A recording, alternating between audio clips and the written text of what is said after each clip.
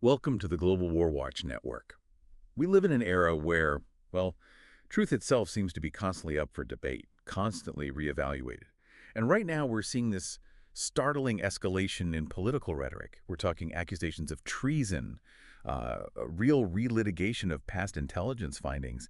And it feels like the machinery of government is almost turning inward. It's a landscape that, frankly, demands our closest attention. A landscape where aggressive journalism with justification feels more crucial than ever. It really does. The landscape is shifting dramatically, and our mission today really is to meticulously dissect these recent events. We need to examine the historical record, the one established by multiple, independent investigations, and figure out what these unfolding narratives actually mean for the integrity of our institutions and, well, the very idea of verifiable fact. We're here to give you that unfiltered understanding you need to navigate this incredibly complex terrain. Absolutely. And just to be clear, our aim here isn't about taking sides, not at all. It's about laying bare the facts as our sources present them so you can form your own informed conclusions.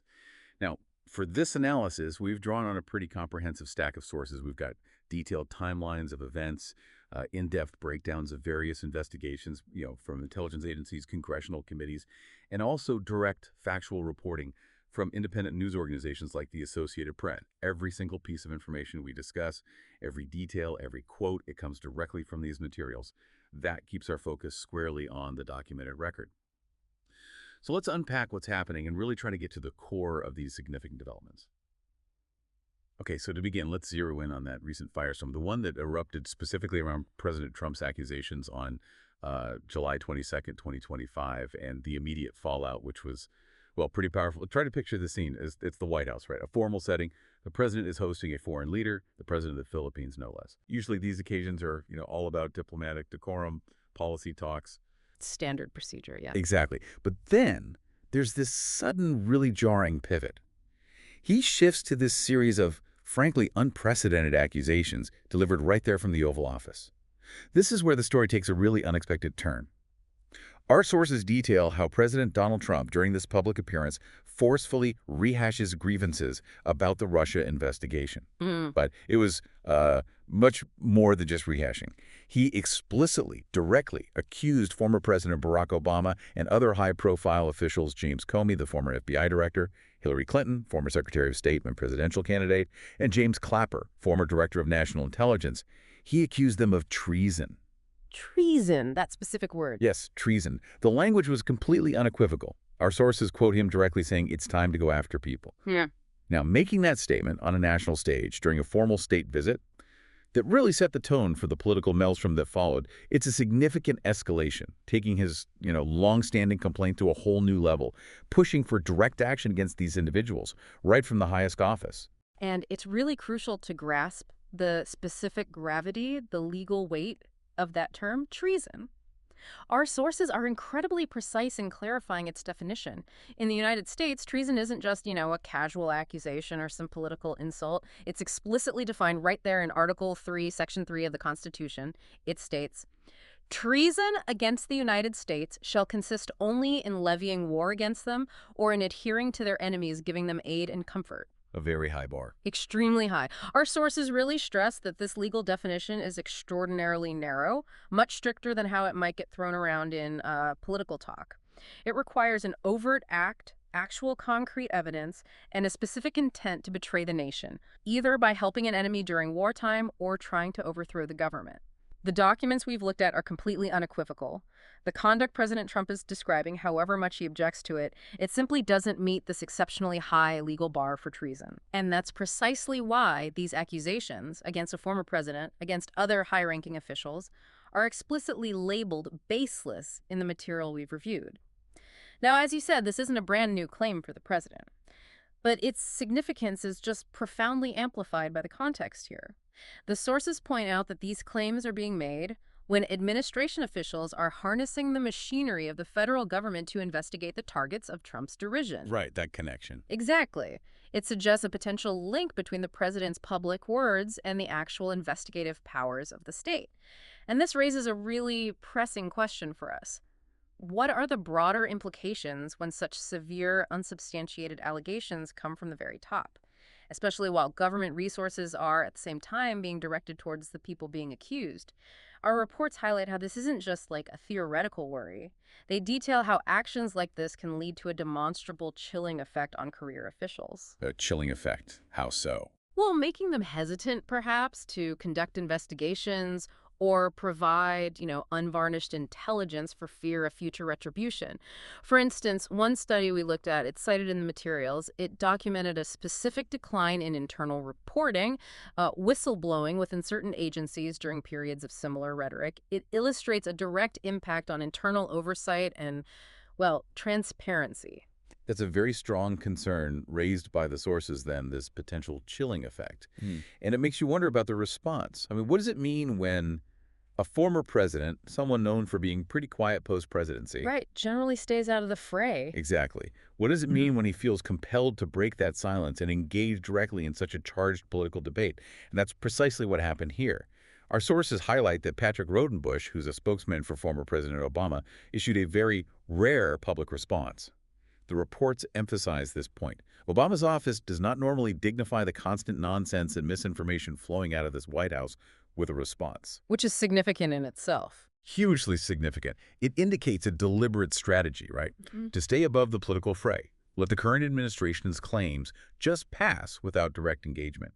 So for them to deviate from that established pattern, it suggests these specific claims were perceived as, well, uniquely egregious. Yeah. Potentially damaging. And connecting that to the bigger picture, the sheer rarity of Obama's office issuing such a forceful rebuke, it truly underscores how severe and baseless these accusations were perceived to be. For them to step away from their typical decorum, it really indicates these claims went far beyond the usual political back and forth. They were viewed as a departure from, let's say, acceptable political discourse.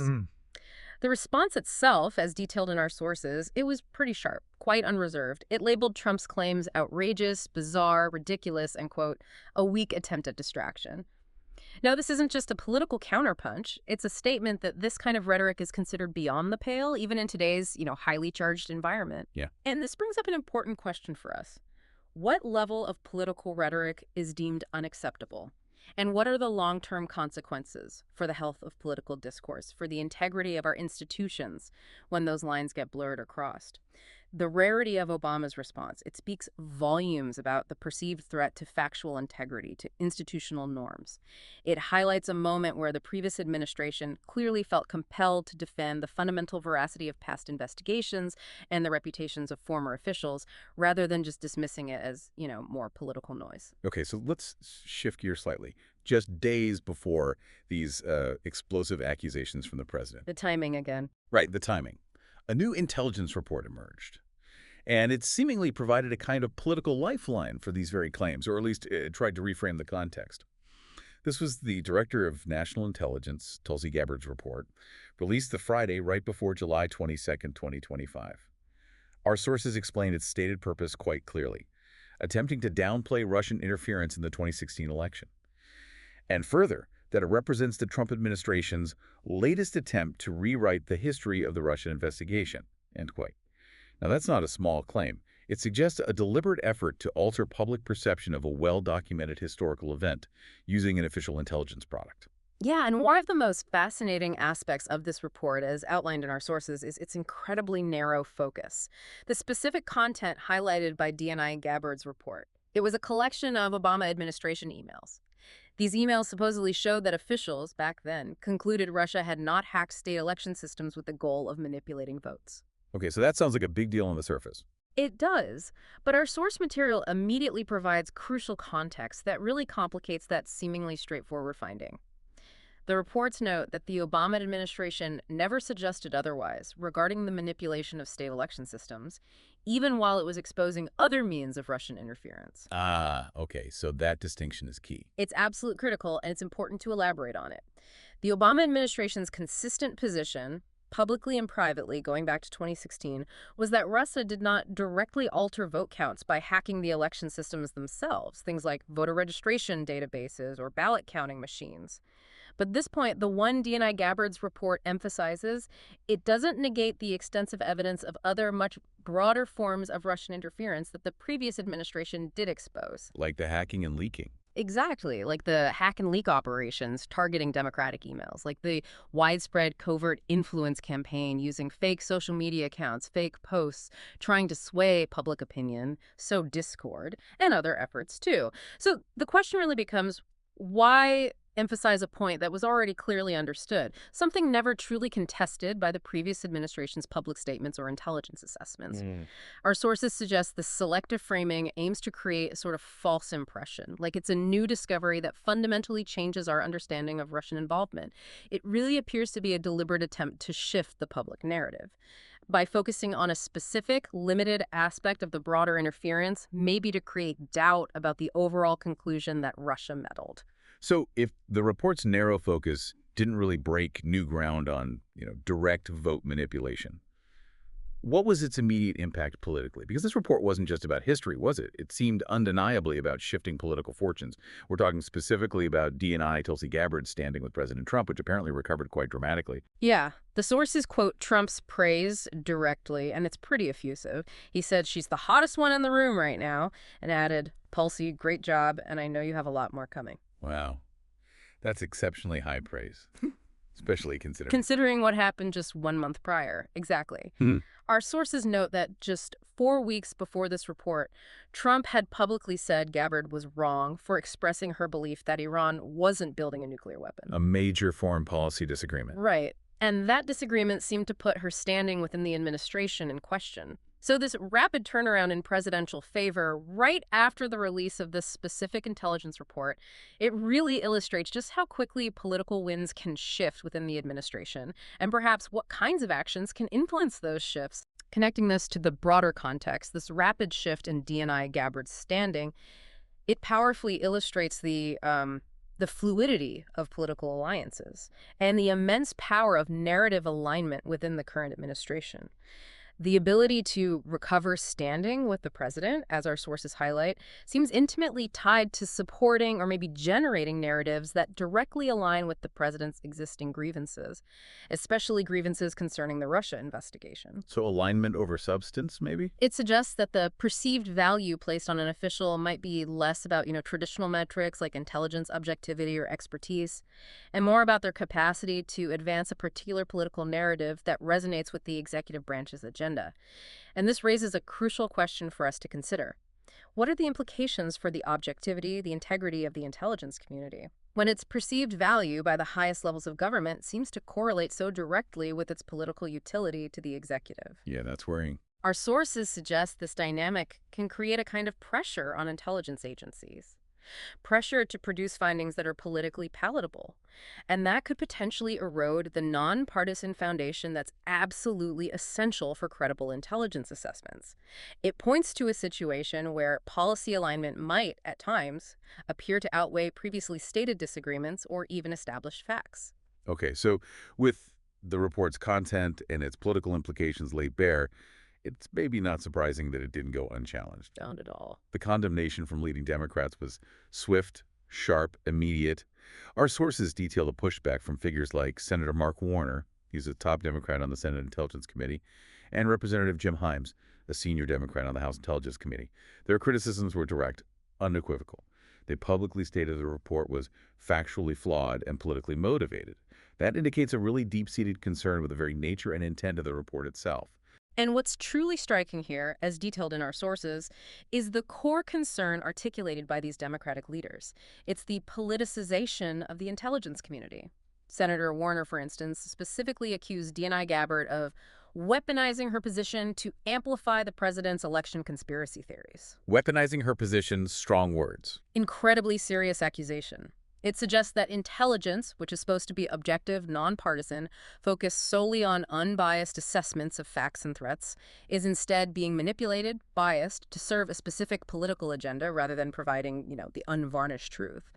Representative Himes reinforced this. He pointed out that every legitimate investigation, including the bipartisan Senate Intelligence Committee probe, found no evidence of politicization and endorsed the findings of the 2017 Intelligence Community Assessment on Russian Interference. So a direct contrast Direct contrast. Yeah, it underscores a fundamental dispute over the integrity of the intelligence process itself. It's not just about differing interpretations of facts anymore. It's about whether the intelligence apparatus is being used for political ends. And this raises a paramount question for us. What are the long-term implications for public trust when such serious allegations are made about intelligence agencies, right from within the political system?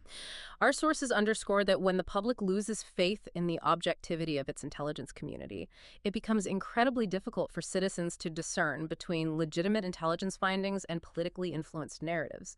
The very foundation of intelligence credibility, its ability to inform national decision-making, is all at stake. It risks a permanent erosion of trust in these vital government institutions. Okay, so to really get a grip on this current debate and these attempts to, quote, rewrite history, we absolutely have to revisit the consensus that existed for years. The consensus backed by numerous independent investigations. We're talking about Russia's broad interference in the 2016 U.S. presidential election. This wasn't just, a fleeting suspicion or some partisan talking point. It was a widely accepted finding based on extensive evidence, meticulously gathered, analyzed by multiple agencies and committees. Right, a solid foundation of evidence. And our sources specify the distinct forms of this interference, which went far beyond just trying to hack voting machines, a point often kind of conflated in recent discussions. Firstly, there was the hack and leak operation of Democratic emails. This involved Russian government operatives infiltrating computer networks of the DNC, Hillary Clinton's campaign chairman John Podesta stealing thousands of private emails. Releasing them strategically. Yeah, exactly. They were strategically released through platforms like WikiLeaks at critical moments during the election, designed to inflict maximum political damage on the Clinton campaign. Secondly, and just as significant, was that covert influence campaign using fake social media posts to sway public opinion and sow discord. This was largely orchestrated by the Internet Research Agency, the Russian troll farm. Yeah. They created thousands of fake social media accounts, Facebook, Twitter, Instagram. These accounts posed as Americans, posting inflammatory content, spreading disinformation, even organizing real-world political rallies, all with the aim of amplifying divisions, undermining confidence in the democratic process, and ultimately benefiting one candidate over the other. The sheer breadth of this effort, it highlights a really comprehensive strategy to manipulate the information landscape and create internal division within the U.S. electorate. And that distinction you made earlier is absolutely crucial for understanding the historical context, the nuances of the intelligence findings. And it's a point often deliberately obscured in the current rhetoric. Our sources clearly state that while the Obama administration consistently concluded Russia did not hack state election systems to directly manipulate votes, that point Gabbard's recent report emphasized, it simultaneously did expose other means of Russian interference. That other means part is vital, and it's multifaceted. The intelligence community never claimed Russia didn't interfere at all. They just clarified how they interfered, drawing a clear line between trying to influence public opinion and trying to directly alter vote counts via voting machines. They found no evidence for the latter. So influence versus direct tampering. Exactly. The interference was unequivocally about influencing public opinion, disseminating stolen information, exploiting societal divisions, sowing discord, not about directly altering ballot numbers. This consistency in their findings, even as they detailed the mechanisms, it underscores a nuanced understanding that often gets lost in these political arguments. This raises a particularly insightful question for us.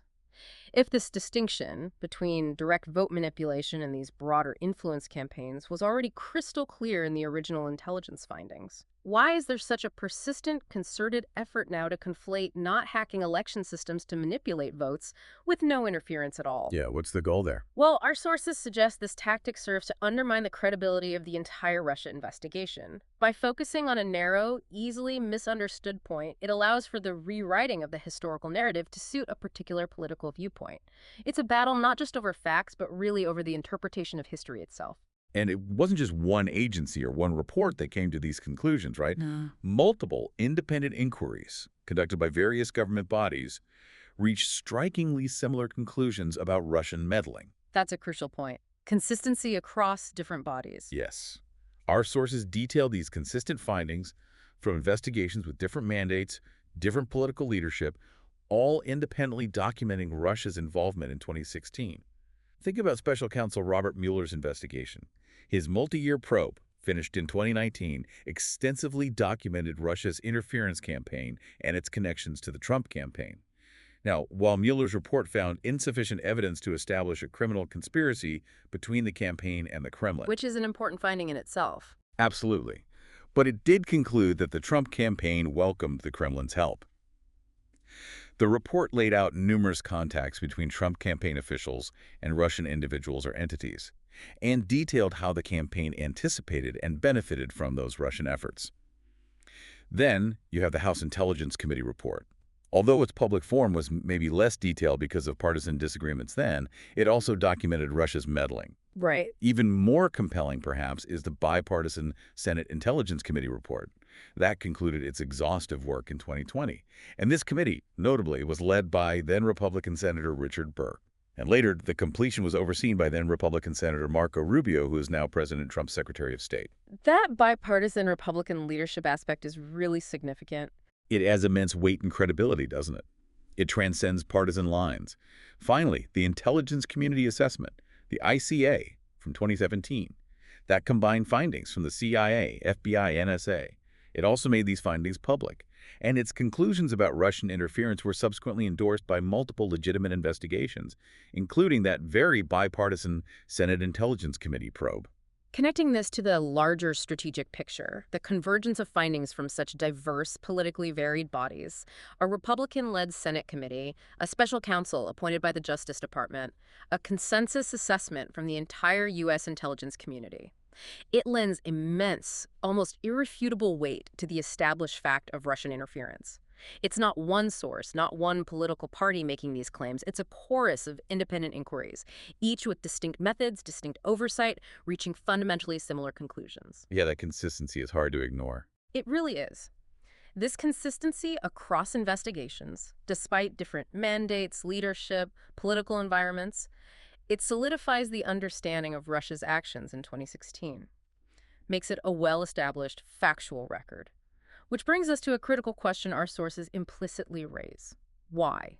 Why, despite such broad, bipartisan, multi-agency consensus on the fact of Russian interference, is the narrative still being actively challenged and rewritten from within the administration? The material suggests this ongoing effort isn't really about uncovering new facts that genuinely overturn previous conclusions. It seems to be about a deeper political motivation, an attempt, perhaps, to discredit the initial findings and the integrity of the investigations themselves. Moving beyond just clarifying facts to an outright redefinition of what happened, potentially to negate any lingering political fallout from those original findings. But the story doesn't stop with just revisiting these past findings, does it? The current administration has actively pursued what our sources are calling backward-looking inquiries. Yeah. Looking to the very origins of the Russia probe itself. Right, how it all started. Exactly.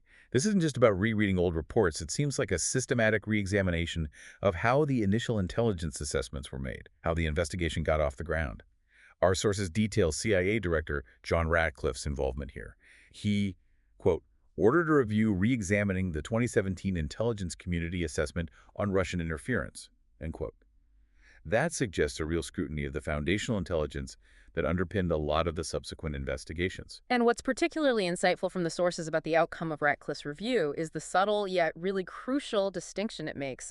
While the review suggests officials were rushed in their assessment, crucially, it does not dispute that Russia interfered. Okay, so process critique, but not core finding dispute. Precisely. Even the administration's own review, while maybe critiquing the process or the speed of the initial assessment, didn't fundamentally disagree with the core finding. Russia interfered in the 2016 election. Which raises another important question our sources invite us to ponder. If the fundamental fact of Russian interference isn't being disputed by these re-examinations, even by those appointed by the current administration, what then is the ultimate purpose of these backward-looking inquiries? Yeah, what are they really trying to achieve? Are they genuinely aimed at improving intelligence processes, ensuring rigor? Or are they, as some sources suggest, part of a broader effort to undermine the credibility of the initial investigation and its findings in the public eye? Even if its core conclusions remain unrefuted, it looks potentially more about casting doubt on the legitimacy of the inquiry's origins and methods rather than disproving the interference itself, A narrative strategy, perhaps, to sow distrust. And these inquiries, they aren't just academic exercises or focused on procedures, are they? They have very real high-profile targets. Definitely not just academic. Our sources specify direct referrals to the Justice Department that have come out of these backward-looking efforts. Ratcliffe, for instance, has since referred former CIA Director John Brennan to the Justice Department for investigation. Furthermore, the Justice Department itself seems to have acknowledged open investigations into John Brennan and former FBI Director James Comey. Two very central figures. Exactly. These aren't just names. These are high-ranking former officials who played pivotal roles in the intelligence community in law enforcement during the period being scrutinized, particularly concerning the Russia investigation and the prior administration's actions. The initiation of investigations into figures like these, originating from an administration they previously served under, well, that marks a significant and pretty unusual development. And connecting this to the larger context, our sources highlight a critical point that kind of permeates this whole discussion. Administration officials are harnessing the machinery of the federal government to investigate the targets of Trump's derision. That phrasing is highly significant. It really stands out. It implies a directive, right? A conscious, maybe coordinated effort to use governmental investigative powers, the formidable apparatus of the DOJ, intelligence agencies to pursue individuals who have been publicly criticized by the president. This raises a profoundly important question for us. What are the implications when the investigative powers of the state, which are supposed to be impartial, based on probable cause, appear to be directed at former high-ranking officials who were involved in scrutinizing the president's campaign, especially when the president himself is making these baseless accusations against them? Yeah, it looks problematic. Our reports consistently suggest this creates that chilling effect we talked about on future officials, potentially deterring them from conducting thorough, independent investigations for fear of retribution after they leave office. It also suggests a potential blurring of lines between political grievances and legitimate legal inquiry, which could seriously undermine public confidence in the fairness and objectivity of the justice system itself. Now, even with these investigations underway, there's a crucial legal precedent that really complicates direct legal action against some of these figures, particularly a former president like Obama. Yes, the Supreme Court ruling. Exactly. Our sources mention a landmark Supreme Court opinion from last year, relative to July 2025, that directly addresses this. This ruling shields former presidents from prosecution for official acts conducted in office. This is a profoundly significant legal protection. It's designed to ensure former leaders aren't just endlessly pursued for decisions they made while legitimately exercising their executive powers. It aims to prevent a cycle of political retribution that could destabilize the government. And this legal protection, as our sources detail, it critically impacts Trump's baseless accusations against Obama. It's important to remember, and our sources clarify this, Obama has never been accused of any wrongdoing as part of a Russia investigation in the first place, certainly not by any credible independent investigation. So no foundation for the accusation to begin with. Right. So not only are the accusations of treason legally unfounded, but even if there were other allegations related to his official acts, this Supreme Court ruling would provide significant insulation. This situation adds yet another layer to the political dynamic we're observing. If a former president is legally shielded from prosecution for official acts, and if there's no evidence of wrongdoing against Obama concerning the Russia probe, then what is the primary objective of these continued accusations? It seems purely political, then. It raises that deeply insightful question. Does this legal protection effectively make the accusations purely rhetorical, aimed primarily at political mobilization, energizing a base, rather than genuine legal pursuit or actual accountability? Our sources indicate that this legal barrier really underscores the political nature of the rhetoric, suggesting the accusations might be more about narrative control, delegitimizing past investigations, achieving political leverage, than about actual legal consequences. Okay, let's circle back to the timing of that presidential tirade about Russia and treason. It didn't happen in a vacuum, as you said earlier. Our sources make that connection explicitly clear, highlighting the precise timing. President Trump launched his tirade when asked about the Justice Department's effort to speak with Ghislaine Maxwell. Epstein's former girlfriend, yeah. Exactly. That timing is incredibly critical. It immediately suggests a potential deflection strategy. The president was facing a difficult question about a highly sensitive, politically charged, deeply troubling case. And rather than engage with it directly, he pivoted sharply to entirely different accusations. And what's genuinely fascinating here is not just the clear attempt at redirection, but also the familiar, almost habitual language the president used. Trump immediately dismissed the Epstein case and the DOJ's efforts as sort of a witch hunt, a continuation of the witch hunt. That phrase again. That exact phrase, witch hunt. It's incredibly familiar. It's a consistent rhetorical tool the president has employed repeatedly, most notably during the entire Russia investigation. He uses it to frame any inquiry into his conduct or his associates as politically motivated persecutions, not legitimate investigations. Our sources delve into this rhetorical strategy, and it raises an important question for us. How effectively can such a tactic consistently deflect public and media attention from one highly sensitive issue to another? Does it work? Well, what does this discernible pattern of deflection suggest about accountability, especially when controversies involving powerful figures arise that might be politically inconvenient? The sources imply that this strategy, while often effective in rallying a political base, can also muddy the waters for the broader public, making it harder to hold figures accountable across different, complex issues. It feels like a deliberate strategy to control the narrative, minimize scrutiny by linking disparate issues under a common, dismissive, often emotionally charged label. And it's important to understand this isn't just about a spontaneous deflection, right? There are clear, substantial political pressures at play surrounding the Epstein case. It creates a complex situation for the president. Very complex. Our sources detail these conflicting pressures. On one hand, he's facing pressure from some political allies to release more information about the Epstein case. End quote.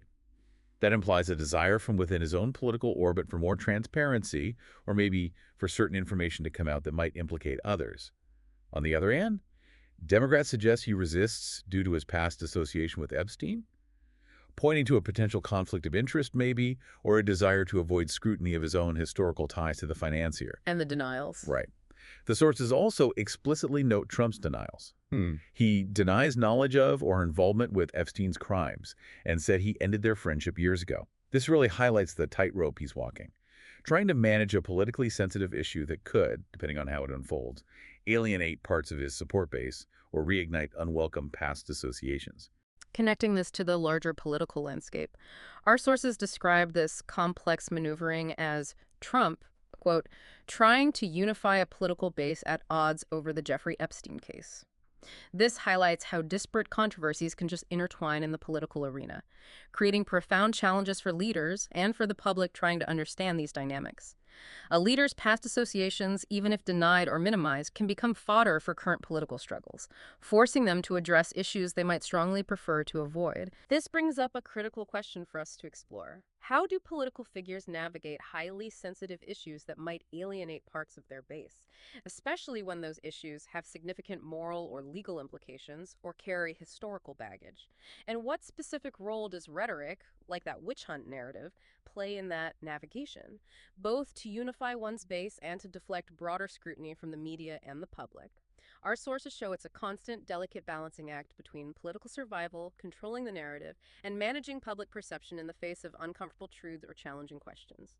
The Epstein case, in this context, becomes not just a legal matter, but a potent political football, strategically used and deflected in the broader political game. Okay, so as we bring this critical analysis to a close, we've journeyed through accusations of treason, intelligence reports seemingly designed to rewrite history, and this complex web of investigations and political maneuvers, all laid bare by our comprehensive sources.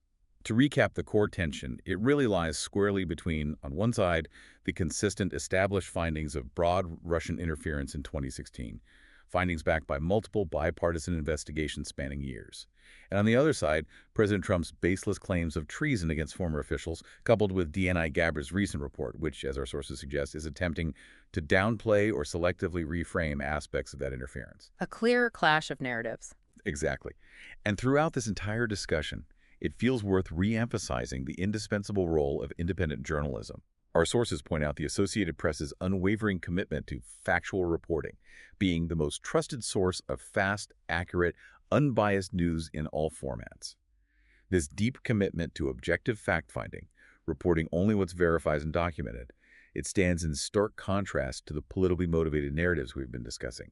It highlights the essential need for rigorous, unbiased information in such a contested landscape. And zooming out, connecting this to the bigger picture, the persistent relitigation of established facts. the deployment of severe, baseless accusations like treason from the highest levels of government. It raises profoundly concerning implications for the health of our democracy. It doesn't just muddy the waters, it actively works to erode the public's understanding of what constitutes verifiable truth in our society, making it incredibly challenging for citizens to distinguish signal from noise. It forces all of us, really, to engage in critical thinking about the very nature of truth in public discourse. Yeah. Which raises a paramount question for us all. In a world where verifiable facts, rigorously established by multiple independent investigations, are constantly contested and reframed from the highest levels, often with dismissive terms like witch hunt or baseless, how do citizens effectively distinguish between legitimate findings from robust investigations and politically motivated narratives designed to serve a specific agenda? Our sources suggest this environment places an unprecedented burden on the individual. What responsibility, then, do we all bear in actively seeking out and upholding factual accuracy? And how do we fortify our collective ability to engage with reality when the very sources of information are under such intense political pressure and assault? Consider this as you navigate the news landscape. When the very mechanisms designed to uncover and report truth, like intelligence agencies, like independent journalism, become targets of accusation, and their established facts are framed as conspiracy theories. What becomes of our collective ability to make truly informed decisions? How do you discern what is reliable from what is fabricated when the very foundations of information are under such assault? It's something profound to mull over. That brings us to the close of this critical analysis. We really hope this examination has provided you with a clearer, maybe more nuanced understanding of the complex political landscape we find ourselves in. If you found this broadcast valuable, please take a moment to like this broadcast, share it with your network, and subscribe to the Global War Watch Network for more in-depth reporting and crucial analyses like this one. We also highly encourage you to share your thoughts and perspectives in the comments section below. Your engagement genuinely fuels our mission to bring you the truth behind the headlines. And remember, you can also join us on social media. All the links are conveniently provided in the description. Stay informed. Stay vigilant.